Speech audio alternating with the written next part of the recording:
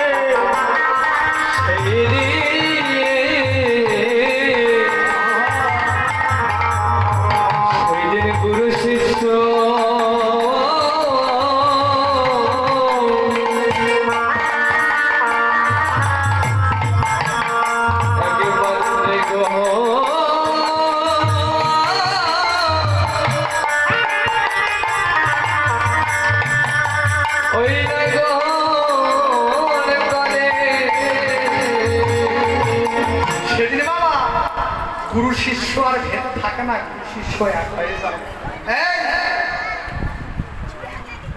একটা তত্ত্ব দিয়ে যায় বাবা,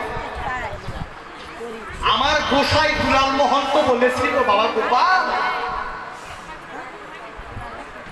এ বাবা কে বলেছে যে একজন ছেলের সাথে একজন নারীর বিয়ে হলেই তাকে বিবাহ বলা হয় না, শুধু একজন ছেলের সাথে একজন নারী বিয়ে হলে 7 পাক হলেই বিবাহ হয় না বাবা, তার আগেও বিবাহ হয়েছে। যেদিন গুরুর সাথে যেদিন শিষ্যর যেদিন এই যে গুরুদেবের জিহ্বাটা হচ্ছে লিঙ্গ স্বরূপ, আর আর এই যে কর্ণটা হচ্ছে যোনি স্বরূপ বাবা। যেদিন গুরু শিষ্যের বদনে যেদিন বীজ রোপণ হয় বাবা, সেই দিন গুরু শিষ্যের বিবাহ ওই দিনই হয়ে যায়। তাই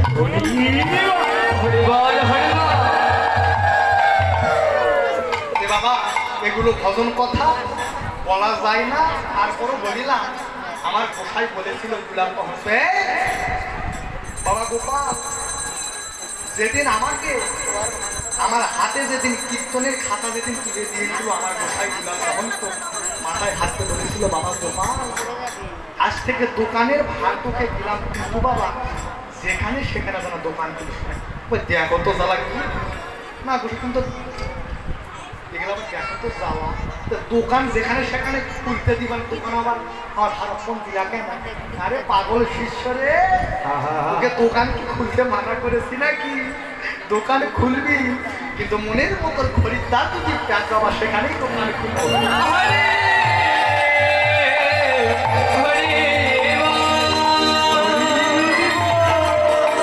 মনের মতো যদি খরিদ্দার পাওয়া তবে সেখানে দোকান,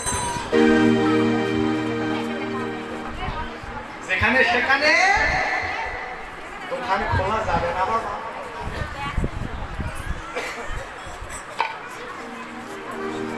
যেখানে সেখানে দোকান খোলা যাবে না। লালনের গোসাই দরবেশ সাইজি লালন, তার এক একটা পদে কেউ কলম তুলতে পারেনি এমন কোনো মহাজনের যে লালন দরবেশ লালন সাই বাবা। উনি কি বলেছিল? ওনার গুরুদেব যখন নদী যখন পার করে নিয়ে যাচ্ছে, তখন লালনের গুরুদেব সিরাজ সাইজি বলেছিল, এই লালন তাতেই জন্ম তাতেই গিয়ে মরলি, তাতেই জন্মলি তাতেই গিয়ে মরলি, তাতেই জন্ম তাতেই বাবারে আসা যাওয়া যেই পথে সাধন ভজন সেই পথে যদি গুরুর কাছে তত্ত্ব নিয়ে সাধন করা যায় লাগে না রে।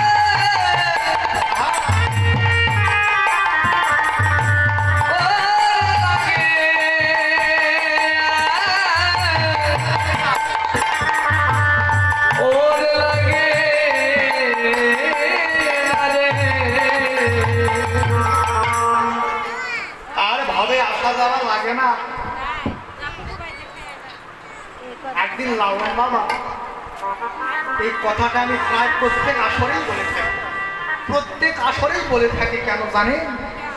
যেই কথাটা আমি আজ কালাই গ্রামে বলে যাবো আপনারা জানেন, কিন্তু পরশু দিন যদি আমি কুসুম সারা কীর্তন করি তো জানি, ওই জন্য বাবা কথাগুলি বলতে হয়। কি কথা শোনো? একদিন লালন তার শিষ্যের বাড়িতে যাবে বাবা, শিষ্যের বাড়িতে যাবে, বলছে বাবা শিষ্যরা আমি আজকে একটু আমার শিষ্যের বাড়িতে যাব, এই ৬-৭ দিন থেকে আসবো। বাবা এই ৬-৭ দিন কিন্তু একটা হিসাব নিকাশ করে চলবে বাবা, জল একটু কম করে খরচ করি। এই ৭টা দিন যে আমি তোদেরকে ছেড়ে আশ্রমের দায়িত্ব ভার বহন দিয়ে আমি যে শিষ্যের বাড়িতে যাব, এ বাবা এই যে দাদা যারা গুরু ধরা মানুষ আছো, আমার ইসলাম ধর্মের বাবারা আসো বাবা, এই তোমরা শুনে রাখো, তোমরা বুঝবা, কারণ তোমরা গুরু ধরা মানুষ, পীর মুর্শিদ ধরা মানুষ বাবা। আর আমাদের সনাতন ধর্মের যারা শিক্ষা মন্ত্র নিয়েছে বাবা, তারা ওই কানটুকু খারাপ করে রাখো, তারাই কেবলমাত্র বুঝবা, তাছাড়া কেউই বুঝবে না। ওই দীক্ষা মন্ত্র নিয়ে কেউ কিছু বুঝবে না বাবা। বলেছিল আমি 7টা দিনের জন্য আমি একটু শিষ্যের বাড়িতে বেড়াতে যাই, তোরা বাবা সাবধানে থাকিস, একটু হিসাব বিকাশ করে চলিস বাবা, আর জল একটু কম করে খরচ করিস। এখন শিষ্যরা লালনের এই কথা শুনে বলে, আচ্ছা গোসাই ঠিক আছে, আমি জল কম করে খরচ করব। এই বলে গোসাই শিষ্যের বাড়িতে চলে গেল। এদিকে লালনের শিষ্যরা কি করলো জানো, এই 7টা দিন